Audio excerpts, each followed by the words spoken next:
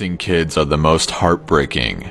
Doesn't matter what the circumstances they go missing under, it's never easy, and we always dread the ones that we find deceased.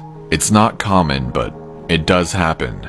David Paulides talks a lot about kids search and rescue teams find in places that they shouldn't be, or couldn't be.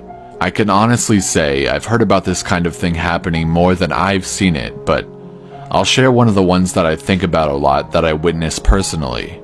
A mother and her 3 kids were out for a picnic in an area of the park that has a small lake.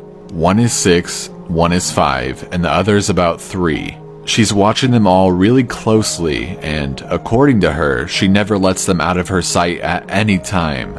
She never saw anyone else in the area either, which is important. She packs their stuff up and they start to head back to the parking area.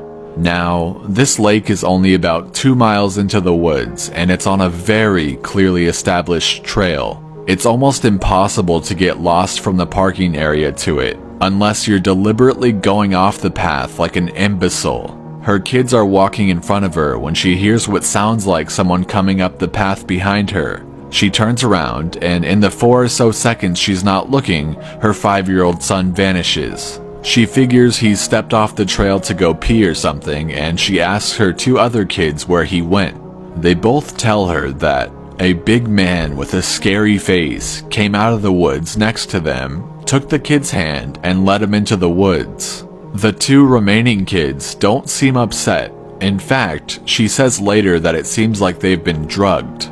They're sort of spacey and fuzzy. So of course, she freaks out, starts frantically looking around the area for her kid. She's screaming his name, and she says at one point she thinks she heard him answer her. Now, obviously she can't go blindly running into the woods. She's got the other 2 kids, so she calls the police and sends us out immediately. We respond and we start the search for him. Over the course of this search, which spans miles, we never find a single trace of the kid. The canines can't pick up any scent. We don't find any clothing or broken bushes or literally anything that would signify a child being out there. Of course, there's suspicion about the mother for a while, but it's pretty clear that she's completely destroyed by the whole thing. We look for this kid for weeks with a lot of volunteer help, but eventually the search peters out and we had to move on.